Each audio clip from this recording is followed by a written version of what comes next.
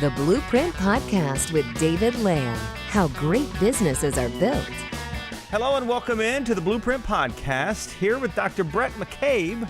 How are you, sir? I'm pretty good, thank you. Good to see you. We're in your offices. We're actually on is this a putting green? It's about 1,000 square foot putting green that our clients and professional and amateur golfers who are in the area can come in and practice when weather's bad or during the winter months when it's freezing cold, or if they just want to come in and get some work done, or if I'm working with an athlete, I don't have to run to the golf course and then come back out. Yeah, and the office is located off of 280. I don't know what road this is here. You're near Greystone. Cabo Valley Road, okay. Highway 119. Right, near Greystone, and your walls are kind of covered with.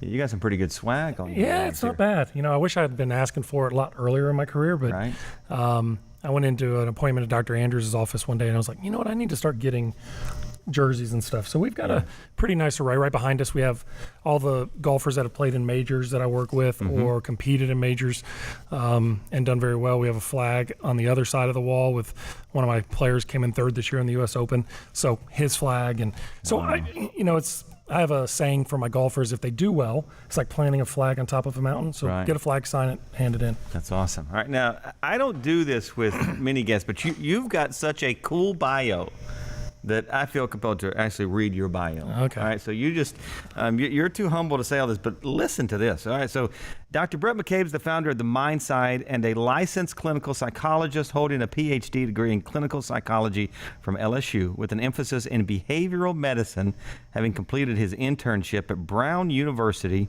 in Providence, Rhode Island. While an undergrad at LSU, he was a 4-year letterman on the baseball team, member of 2 national championship teams, 3 SEC championship teams, and 3 College World Series teams. That wasn't a bad run. That wasn't a bad run. Dr. McCabe is a practicing sports and performance psychologist who works with numerous athletes from the PGA, LPGA, NFL, NBA, MMA. Am I missing any A's? Is that all the A's? No, I think we're pretty much good right now. And serves as the sports and performance psychologist for the University of Alabama Athletic Department. And they don't do too bad. No, they had a pretty good run as well. He's also the author of this book, The Mind Side Manifesto, The Urgency to Create a Competitive Mindset in order to help athletes, coaches, and leaders compete to the best of their ability. That's a good bio right there. I appreciate it. Yeah, it's been a good journey. I need to never speak with you on a dais where they have to do mine because mine's much shorter. It'll take a second. So let's pick up your story at LSU. We read right there a whole lot of winning. What for you? Like where'd you come from, and when you got to LSU, what was that experience like? So when you really think about the world today of youth athletics, a lot of kids are being recruited freshman, sophomore year in high school, which is very scary to me. But it's the nature of the business. If they don't recruit them, then somebody else will. Right. But I wasn't recruited till April of my senior year, and I use the word recruited very lightly. I only played 1 year varsity baseball. I was one of the youngest kids in my class, and I grew late. I'm 6'5", and I was really going into my senior year probably about 6 foot tall. Had held back and played junior varsity ball to get a lot of innings. Went up to play with the varsity team, had no expectations, had a couple college coaches reaching out to me. I don't know if they knew I was a junior, going to be a senior versus like maybe a younger kid. So I go, one of the kids who was our second starter, who actually lives in Birmingham now, owned a restaurant here for a while. He ended up needing a kidney transplant. So I moved into the second role. So I didn't even start my senior year as the ace or anything. Right. Our lead pitcher went to Mississippi State. I pitched as the number 2 pitcher and did a lot of relieving. And where was this? What city? It was in Baton Rouge, Louisiana. Baton Rouge, Louisiana. Okay. And so, I always wanted to go to LSU. I had no desire. I had no inkling that I was going to play collegiate baseball. Right. People were not knocking down my doors. I didn't go on any of these wild recruiting trips. I didn't do any of that. And in April, I got a call from somebody who knew Coach Burtman, who said, "Look, Coach would like to meet with you." The legendary coach of legendary. LSU, He in college baseball, he is the equivalent of Nick Saban and John Wooden. Right. Yeah. And so I went down and met with him. My dad and I. My dad was a retired lieutenant colonel in the Air Force. He was also a hospital pharmacist. He was a C-130 navigator, and so strong stoic. I'm an only child, and we go down and meet with Coach Burtman, and he sits across his desk. And at this time, they hadn't won the national title yet, and they were really, really good. And he sat across the table and he said, "Look, you are simply not good enough to play for me. Yeah. Not right now. And he said, how did that feel when he said that? well, it was honest. I mean, he was right. I wasn't. And did you know it? Oh, yeah. I mean, I couldn't believe I was sitting in his office to start off with. I thought he was going to ask me to be like a manager or something. Right. And he said, the guys that I have coming in your class throw 95 miles an hour and are going to pitch in the major leagues one day. And he was right. The guy in our class was a kid by the name of Steve Carsey, who pitched about 10 years in the major leagues. And he was a first-round draft pick, never made it to LSU. So he said, but if you come here and you trust my system, all right, and you do what I ask you to do, I really think that you could be somebody good in your third year. And then we'll see what happens in your fourth and fifth year. Well, of course, my dad leaned across the table and he was very proud, but he said, Coach, you know, I've got Bhrett to this stage and it's your job to make him a man now, and I'll do whatever you need us to do and we'll here support that.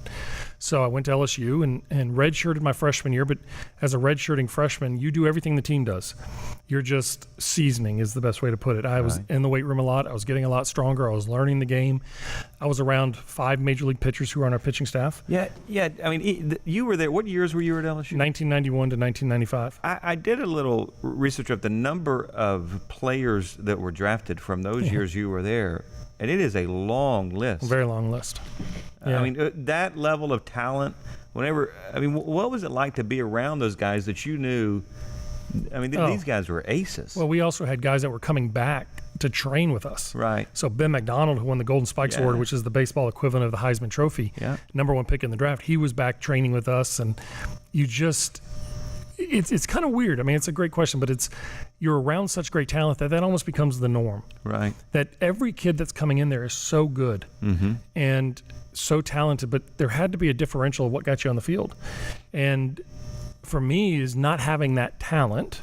I didn't throw 90-something miles an hour out of high school, but I was big, I was strong, and I was a good grades kid, and I'd do whatever it took. Right. So you're around these kids, and it could be a little intimidating. I remember the first inter-squad I pitched was against a kid who was a junior college All-American, and he hit a ball right off and almost took my hat off. And he's running down to first base, trash talking me, saying, you don't belong at this level. Wow. And that's an eye-opening experience. Yeah. And so you do everything you can to succeed, and you absorb. And during that fall, I got better. I was fortunate enough to have a guy by the name of Chad Auger, who was my mentor. Chad pitched for the Cleveland Indians. Good and mentor. he just took me under it. And the standards were set at such a level that, when we took batting practice back then, we had to get all the baseballs back.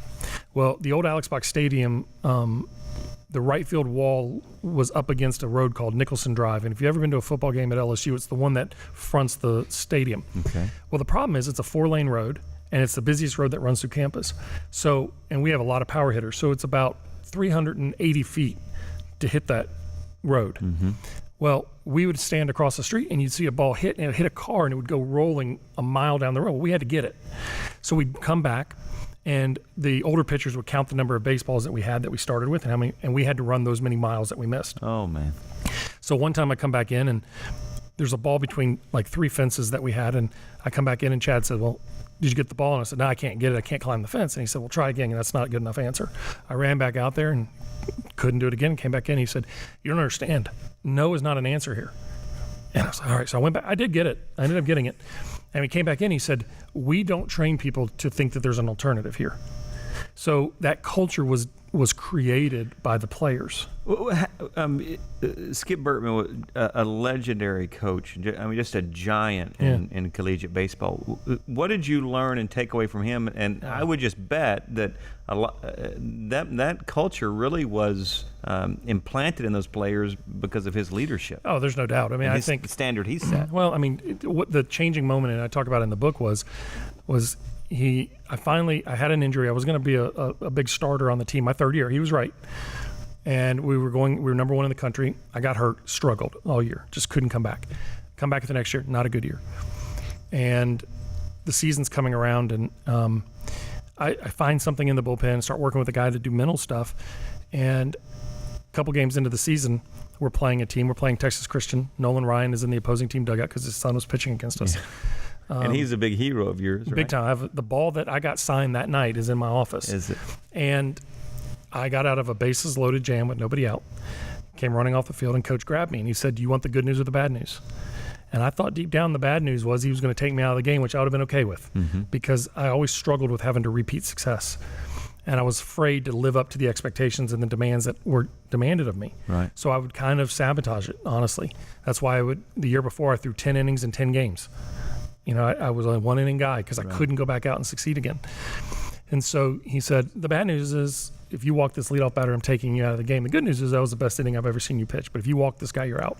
Well, I went in and I worried about it. I did. I walked him. He took me out. And I was all upset. The next day, he tells me I'm not going to pitch. I come back. I get out of another massive jam. I ended up going in the game. He gives me the exact same scenario. And I got out of it again, but this time I walked the leadoff batter again. Right. Guy hit a double. All right. So your question is, what did he do as a leader? Yeah. He had a plan for me. And I went back and met with him about 6 years ago. And I said, Coach, do you remember the day you changed my life? And if you read the book, you'll hear the whole story. And he said, yeah, March of 1994 against Texas Christian University. Really? He knew it. And I mean, you could have floored me. Yeah. And so he said, Bhrett, you have to understand as a leader. He said, when I was the athletic director, I looked for coaches that were hands-on coaches. He said, I want coaches that are in the trenches, that are doing the work, but have a vision and a goal of where they want to go. He said, so let's take a look at Coach Saban at Alabama. He said, I was his athletic director. There's a reason why he's the greatest college coach in football history. But he's on the field. He's not sitting in a tower. Right. He is on the field. He's touching he's a part of his players. He sees the vision. He lives the vision. Great leaders don't dictate the vision. They live the vision. And I think for him, he used to look at us as we'd go into a big game and he'd say, guys, they don't have us. They don't have me. Right. And when you look at that and you go, wait a minute, my coach is sitting here telling me that team does not have him. That's a pretty good confidence boost. I'll say. Yeah. So his vision as a leader was he knew where he wanted to go. Mm-hmm. Excellence was the goal. Right. I mean, it was the demand. It was don't take a second guess, don't take a second break, don't do anything. You were all in on everything that it takes to succeed. And he believed that the mental game and the way you practiced and prepared was the goal. Right. That's why he was a very successful athletic director. And he could have run a Fortune 100 company. There's not a doubt in my mind. Yeah. I mean, he did. He ran a major athletic department in the SEC. And to this day, if you look at the track record of where our guys are, they're doctors, they're lawyers, they're teachers, they're business owners. Marucci Bat Company, which is the largest wooden bat company in the world right now. They were just at the White House. Just at the White House. Those are LSU kids. Right. So, fear of failure was a huge roadblock to you. fear of success was even worse. Really? Oh, 100%. And I think a lot of our listeners, a lot of entrepreneurs, a lot of folks who are listening with a dream, the fear of failure or the fear of success is something they struggle with. So how did you get beyond that? How did you conquer that? Being pushed off. I mean, that was why he gave me that choice on the mound. When I say I was afraid of success, after I got injured, I was afraid of having to live up to the responsibility and letting my team down. So you got to understand, when you're in those situations and you're being brought into a tight game or you're a starting pitcher, everybody's looking for you to set the standard and to set that goal and to establish that culture. So if I went in and did well in the first inning, what happens if I did well again and I pitched really good, let's say against Tulane? Well, then he's going to look at that and go, you know what, this guy can pitch against Florida. Really good team. Could I actually live up to it? And I didn't believe I could. So he made me, he forced me almost with being a little bit angry to fight for me. And what it did is it forced me to get into a position where I just started stringing pearls together, one batter at a time, one inning at a time. And I know it's a cliche, but for me, it's what I did. I was 100% aggressive to the one guy I faced. And so fear of failure to me is I was good at failing. My God, I had the stories written. Right. I was injured. I lost my opportunity. Coach isn't giving me a chance. I mean, I had all the blame. But success meant having to stand up there in front of your teammates and get into a tight situation in front of 10,000 people or the College World Series and come through. And it wasn't about success. It was about being aggressive in that moment. The success thing scared me to death. Right. But it took a long time. I had it when I was in training as a psychologist. I mean, what happens if you're on your own and something are you prepared to handle? And you eventually realize it's like, wait a minute here. How I got over it was I realized that I'm always in the game. Yeah. if I'm standing in that scenario, then I like the odds, but I had to get to believing in me. Belief, and for our listeners, there's very few things that are as powerful as self-belief. And we misinterpret arrogance and cockiness as self-belief. Sometimes that's masking insecurity. Sure. Self-belief is knowing that whatever's happening, that I'll be able to give it my best in that scenario. I believe that whatever happens, and I'm always struck by, we went and watched Dunkirk, and I've watched Hacksaw Ridge and Saving Private Ryan. My dad was military, and I look back and I'm thinking, my dad would tell me the things that they did, and I was like, where do you find that courage? Mm-hmm. And he used to say, it's because they get you to believe that you're the man for that job. Wow. And when you look at that in our lives, it's, I had a guy came in and met with me one time who was a very high-level CEO, and he deep down said, I don't know if I'm the right guy for this. And what I found is that humility is one of the greatest traits of success of leaders, is I don't know if I'm the right guy, but I'm going to give it everything I got. Versus, no, I'm the right guy for this, and everyone just needs to listen to what I say. Right. That doubt, which is normal, and then what he would do is through that, he would start creating or reinforcing in his own right that self-belief. Yeah. Fear of success is real. I think we have a lot of people in this world that want the success, but are afraid to do what it takes to get there because they don't know if they can actually do it or live up to that responsibility of being that. It's interesting you use the word humility. We've interviewed several 20-something different CEOs, founders. Some of them have built a $100 million company. But one of the things that they like about the podcast and listening to podcasts is that this guy who's built a $100 million company that is super successful, he knows what he doesn't know. Oh, yeah. And he's aware of that. He's trying to get new ideas and looking for it. And that humility, just to be able to say, I don't have all the answers. Do you think, is there much of a difference? Your clients that are sports stars get much more attention, but you do work with a lot of CEOs and leaders. Is there much difference between that top 5 PGA golfer who's getting mentally ready to hit a big putt in the Masters or the U.S. Open? Is there much difference in the advice you would give them than you would a CEO that's contemplating a huge merger? To me, I work with people. 100%, first thing first. I work with people. I'm a clinical psychologist by training, by license. When I'm working on performance, I can't take the veil off of who I'm working with. I'm working with a person. Right. What that person does for a living is how we describe them to put them in a category. Right. But if I'm working with a PGA Tour client, it's player Inc. is how I see it. Right. And a lot of players on the PGA Tour, until they get to a spot where they start really having the confidence, they overvalue the people around them and they don't become the CEO of their own company. But I know a lot of people who start businesses that do the same thing. Right. And there comes a point where you start going, wait a minute here. It's my skin in the game. I'm the one that's doing this. I got to lead. I got to share vision. I got to give. I got to inspire. I got to train. And once they make that transition, they usually become very successful. When I'm working with a CEO, though, it's not much different. It's building a plan, setting a vision, building a plan to get there, starting to enhance the trust of your decision making, gaining confidence in what you're doing, and then starting to believe in yourself. And that's a process. Right. And so a CEO, a head coach, a person who's on a developmental track who's 31 years of age and wants to just find the greatness within them, I don't come to this with an executive coaching background of having owned 3 companies. Right. I did work in pharmaceuticals for 8 years, went through a lot of training there. Mm-hmm. But I come at this from very much the way I treat my athletes, which is high demands, very high demands for them. Right. I also want to know what they want. Very few people ask others what they truly deep down want. Mm-hmm. And I find that funny. Not everybody wants to be the CEO. Not everybody wants to be number 1 in the world. I had a player tell me one time, I said, look, I just want to be top 50. That's all I want to be. And I couldn't understand it, but I said, why? And this athlete said, because I'm not willing to make the sacrifices to be number 1, but I want the benefits of all the other stuff. Very clear understanding. That's honest. And that athlete's been right around that number. And people can't understand why, but I get it. Yeah. I get it. You played for a legendary coach, and you brought up Coach Saban. You do work with the University of Alabama, so you've had access to him that most folks haven't. So I'm interested in your take as a clinical psychologist, working now with Coach Bertman and now Coach Saban. They're going to be talked about forever. Those two guys are. What is it that separates Coach Saban, you think?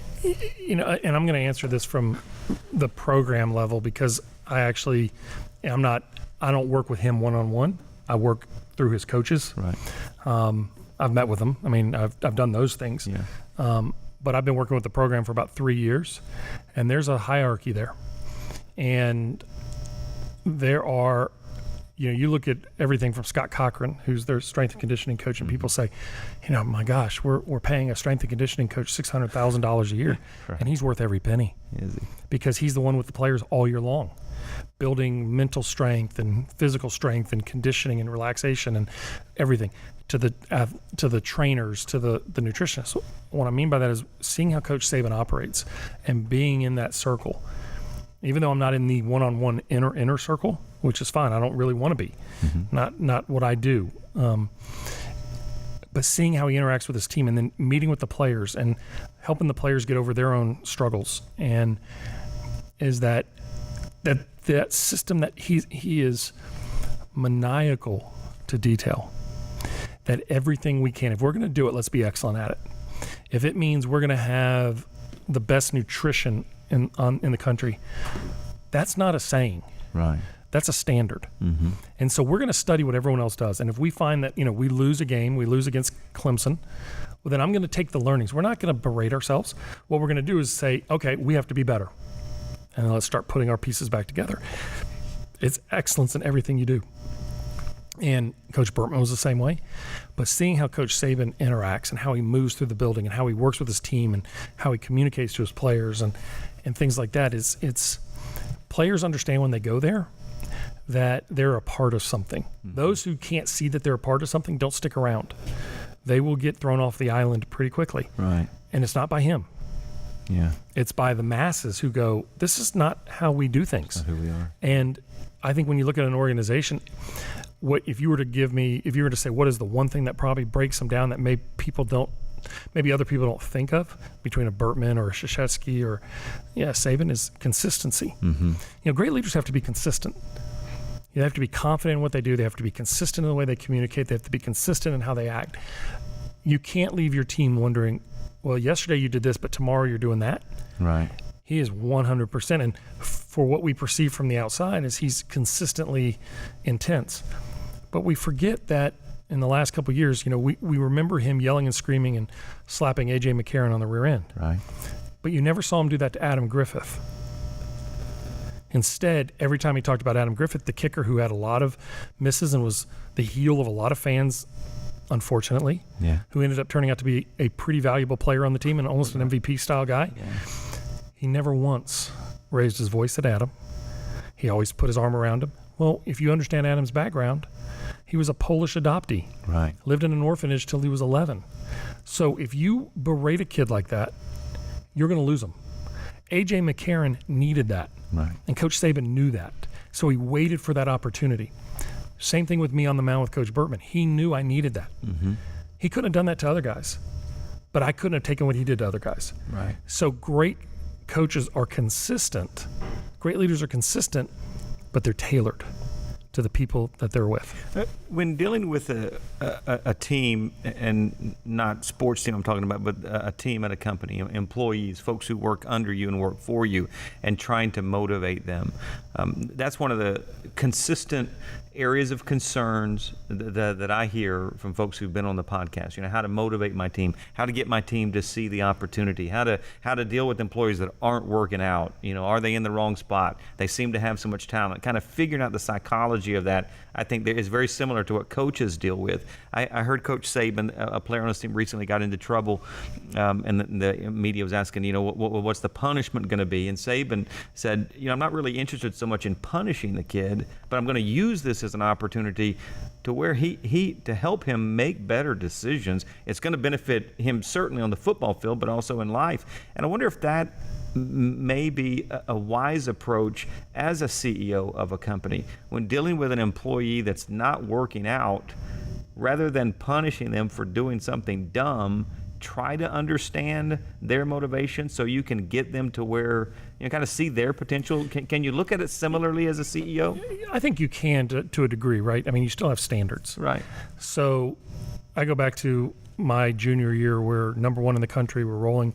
We have a young freshman who's just absolutely blazing a trail on the mound, and he got a DUI. He went to a party and was at the time in Louisiana, the drinking age was 18. So he wasn't underage drinking, but he broke the law and put people's lives at risk, right? Right. And it was on the front page of the paper. And the DA in the city of Baton Rouge was a former football player. He's also the color guy for the football broadcasts. So there was always this perception that athletes got favorable treatment. We didn't get any favorable treatment, okay?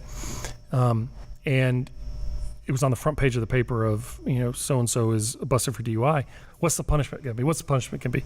Coach pulled the team together and said, well, a couple things. First, he will be handled internally. I will not stand in the way of any external punishments. He will live the fullest treatment of the law that they give. Right. His dad is a garbage man. Literally is a garbage man, drives a garbage truck. The increase of his car insurance is going to be a very significant burden on that family. I'm going to suspend him for one game because he needs to get his head right. But the embarrassment, the shame, having to talk to his parents about making up the differential, having to meet with the internal teams here, if he continues to do that stuff, I think that teaching is enough. Mm-hmm. And so when we're as leadership, we can't tailor punishment to everyone. There are standards. Right.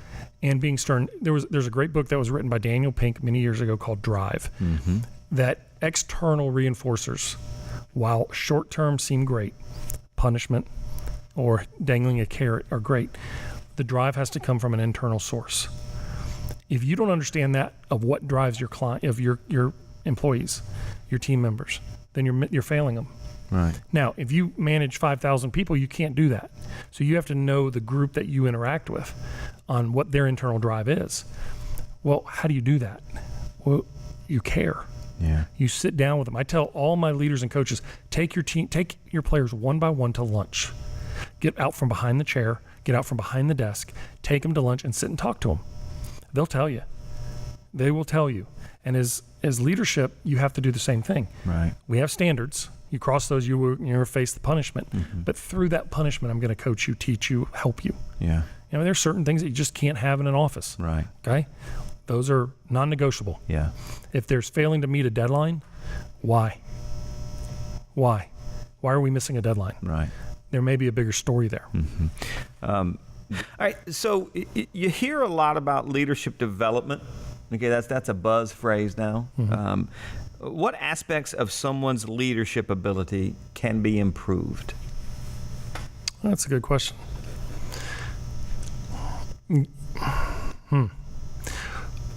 I think the biggest mistake we make as leaders, I know I do it a lot, I watch it with coaches, is that they try to emulate the coach or the leader that impacted them. Right. So let's say you're on the executive path, right? And you think about that person that was your mentor, and you now get in a leadership role. That mentor meant so much to you. Mm-hmm. You love their style, the way they interact with you, and then you start trying to become that. You'll fail miserably. Yeah. You have to be authentic to you. I think leadership, obviously we know it's a dynamic process. It's not a fixed trait. Right. The leaders of today who are sitting at the twilight of their career and still leading great organizations probably look back and know the things that they messed up at 35. Right. I think the things that we can learn, I think we can change to some degree the ability to listen. Right? If you don't have empathy, it's hard to get you cannot get a serial killer to have empathy. Now, business leaders are not serial killers. However, when we do psychological tests on personality, people who have to make decisions that impact large number of people, surgeons, lawyers, psychologists, business leaders, have to be able to separate themselves. And so they can't worry at night about somebody and worry about the one when they have to think about everybody. Right. So empathy is tough. I think I think some of the things that you can learn from leadership too is communication can always be learned. Right. How you communicate, the frequency by which you communicate, and the tone by which. That is something that I would always encourage people to get as much training in as possible. Mm-hmm. Because if you can't communicate your vision and you can't communicate difficulty and you can't communicate we need to rally in, then you're going to lose them. Right. What are common themes or characteristics of leaders who you believe and you see as elite decision makers? You know, what separates those levels of leaders as you study them, from the rest of the field? I was on an airplane a couple of years ago, and I was flying to a conference. I was in first class, American Airlines. The company that took me there paid for me to be up there.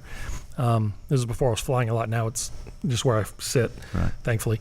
But anyway, I sit down. We're in the last row. Anybody who flies first class knows when you're on a long flight, they go out with the meals, right? And they usually start at the front and they work their way back. Right. And the guy next to me is a young kid. He's got jeans on, designer T-shirt, flip-flops on, and he says, "Don't you hate it when you play full fare and you get the last option on the first class meal?" He goes, "Did you pay?" And I said, "Yeah." He goes, "We're getting the vegetable lasagna." He said, "Everyone else that upgraded is getting the best option."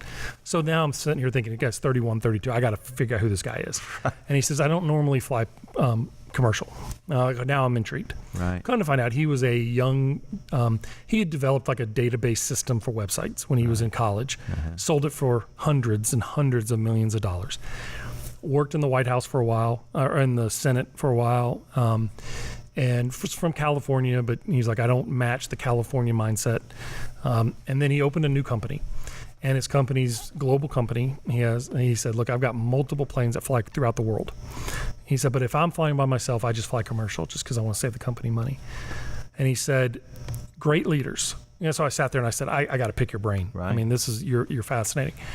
And he said, "Great leaders." He said, "What I learned early on is when I started my businesses, I listened to everybody. If somebody who was a new employee told me what to do, I listened to it, and it would grind me to a halt because I had 15 ideas in my mind that challenged my belief and my vision." He said, "I finally got some leadership from some of the leaders in the .com world, the Steve Jobses and the Bill Gates. He was in those circles." Mm-hmm. And he said, "Put a small team around you, 5 to 7, that can challenge anything you do. They're the ones you bounce ideas off of. If you get a request from someone else outside of that, send them to their manager. Let that come up the appropriate channels. Have your small trusted group, and then other than that, that's it." So I think great leaders are decisive. They have to make decisions, and they have to move on, and they have to learn from them. Coaches have to make calls in a game and have to live with the call based on the information they have. They cannot second guess. That's the job of a fan, is to second guess. We can call into every radio show in the world and say, why did they not go for it on 4th and 1? But in that moment, that coach made that decision. It was the right decision. And very rarely do you ever hear a coach say, "You know what, I probably should have gone for it." It would be, at that time, this is what I thought. Now, I wish it had gone differently, right. But at that time, this is what I believed. Yeah. It's decisive. Who are thinkers, decision makers in business that you admire or respect? I enjoy reading a lot of John Gordon stuff. Mm-hmm. John's a buddy of mine. Yeah. Lately, I've just kind of been turned on to the whole Gary V. millennial love. VaynerChuk, VaynerMedia, and all that. I love how, and just 2 weeks ago, my team will laugh when I say, I'm fascinated by this kid, Casey Neistat. Yeah. What he's doing and he was recently at Slostech here in Birmingham. Yeah, and Kevin McClendon and I were talking about it. He goes, "Look, the NBC nightly news used to get 40 million viewers a night or something, right?" Right, yeah. Now how many do they get? Not nearly that many. Not as many as Casey Neistat gets a day looking at his videos. Yeah. When you really think about it. Wow. So I love that. That's, in today's world, we have to evolve. We have to change, and these guys are changing on the moment. Right. Do you like any of the, I'm kind of hesitant to name folks, but there are a lot of people in this psychology. It is kind of motivational speaker-ish, with kind of that whole realm. Any of those guys, the Tony Robbins and the like, there's a lot of that kind of crowd. I tend to be a little snobbish sometimes about training. I like to see people who have, if they're going to talk about human psychology and that. I tend to like to make sure that they kind of come from that world. Right. That being said, I think Tony Robbins is brilliant. I think he has an intuitive connection to people that is elite. I love reading biographies on the military. Some of that's growing up in the military. Mm-hmm. I love reading autobiographies and historical biographies. That's where I get my stuff. I don't read a whole lot. I do like Adam Grant. Right. I like some of those things. Some of the more motivational speakers, I'll listen to them. I'll learn from them. But sometimes all they have is a hammer. Right. And what often troubles psychologists is that they may have a whole toolbox, but they don't know how to communicate it. Yeah. And not a lot of psychologists want to stand on stages and communicate. Yeah. So it creates an opening for folks. So some of those motivational speakers, yes, I remember being in 5th grade and Zig Ziglar coming to our school. Yeah. And that always touched me. So Zig Ziglar, those types, yes, I listened to them. Jim Rohn, John Maxwell, that kind of stuff. What do you make of the impact of physical fitness, diet, healthy relationships, proper sleep with performing at a high level? Is there really? Gotta have them. Because you don't have to have all what of them. happens often is these guys running these companies, they're working, they're pulling 18, 20-hour shifts, eating junk. That's so, us. So all of it ties in together. Well, I know we need it, right? I know in athletes, a guy who's sleep deprived on the athletic field for 5 days, getting less than 6 hours of sleep a night, on neurocognitive tasks, which is studying the way the brain functions in a challenging task, will equate to a person who's got a 0.10 blood alcohol level. Somebody who's sleep deprived for 6 days has the equivalent of a blood alcohol level of 0.10. Now, that doesn't mean they're unsafe to drive, but we're talking about attention and focus tasks. We know the power of sleep. We know the power of diet. But I'm going to change it. I fall in the same trap, too. We work 12, 14-hour days, like not even thinking. Yeah. And my wife runs the business. That hurts us because we rarely cook at home. And my daughters, who are 20 and 16, I have one, my 20-year-old has Crohn's disease. So we have to be very sensitive about what we eat. But if you're doing it because you have to, you'll never stick with it. You have to do it because it's an investment in you. And if you're a leader, you are an asset to that company. Mm-hmm. You are as valuable as information technology, as intellectual property. And if you're not caring for yourself, then you are not going to sustain, and you are not giving them their best. So we have to have time away. We have to have mental breaks. Going on vacation with our smartphone is tough because it's there constantly. Right. It's hard to turn it off. Mm-hmm. We have to find other ways. What's the key to getting people to do, as a leader now, what's the key to getting people to do what you want them to do? To inspire them to feel the vision and feel they're a part of it. People want to be a part of stuff.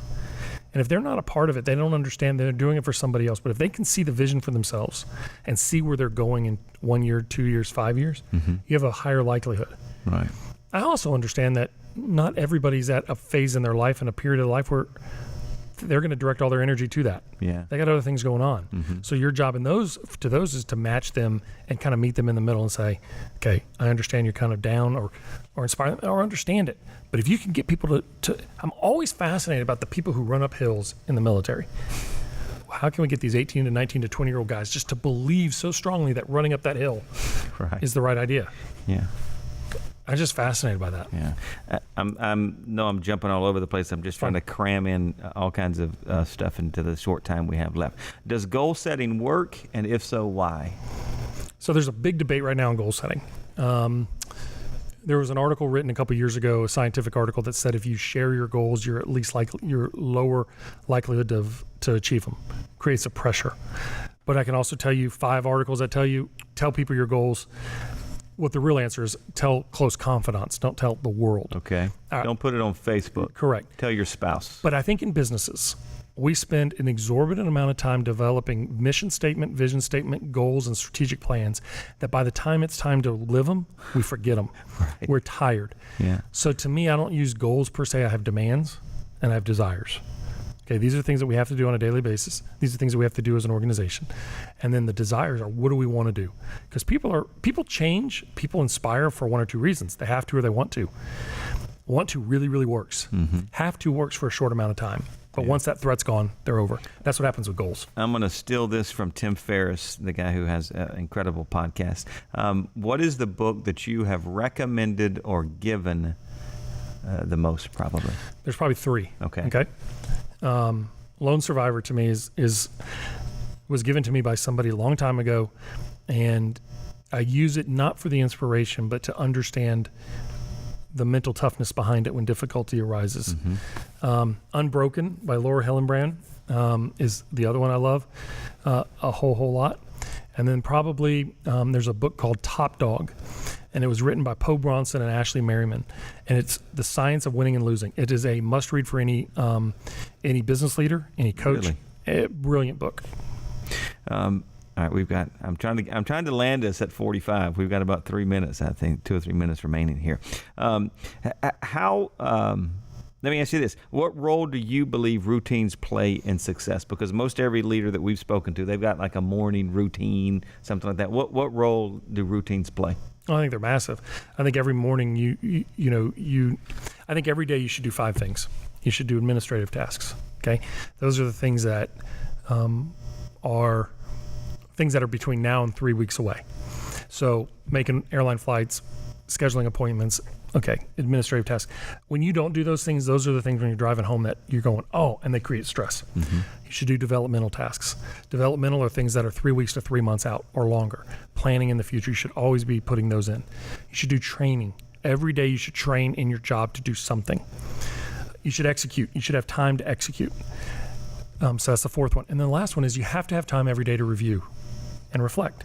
If the first thing you do when you leave is close your briefcase, computer, and you hit the road, then you're going to take that stress home. So for me, my favorite thing to do in the morning is before I come in the office or even come to the office is to take 15 minutes and drink my drink in the morning. Usually it's Diet Coke. I'm not a big coffee drinker. And read the papers and just have that moment to like plan my day. That's kind of administrative. I try to do the same thing at night before I go home, so I don't take the stress home. 15 minutes to decompress. The rest of how my day works, I'm not in control of my schedule, so that's a stressor for me. I look at my calendar and see who I'm seeing today and where I'm going. So that's a bigger stress for me. Right. So I try to build in those other routines the best I can. Final question. If you could sit down, have a Diet Coke instead of a coffee with Bhrett, the freshman walking onto the campus of LSU, if you could sit down with him and talk to him knowing what you know now about yourself, about life, about success, about performance, and also the kid that had that fear of failure and the fear of success, if you could sit down with that Bhrett, what would you tell him about the future and about life and performance? That it's going to be hard. Okay, it's not going to be easy. That believing in yourself is the single most important thing you can do. So do what it takes to believe in yourself. Build up that belief. Challenge yourself. Put yourself around great people and listen to them. Learn and understand and realize that there's no guarantee to anything that you do. And that when you are in those challenge moments, that you got to learn to fight for what you want, because it's not magically going to happen. Right. And that was the big change for me. And then I'd probably add one more thing is say, probably in your 3rd year, that night that you didn't want to go out to the bars with your friends, go ahead and go, because that was the night you met your wife. So make sure you go that night. That's awesome. Yeah. We could have gone another hour. We may have to do something like this again. 100%. Let's do it. That's awesome. Bhrett McCabe, Dr. Bhrett McCabe. Pick up the book. The Mindside Manifesto is the name of the book, and your website is? TheMindside.com. TheMindside.com. Tons of great stuff on there as well.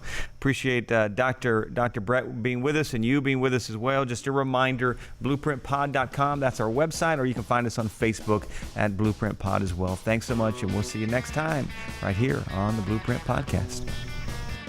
The Blueprint Podcast with David Land. Ted Putman, executive producer. Robbie Land, web guru. The Blueprint Podcast. Copyright 2017 DLM.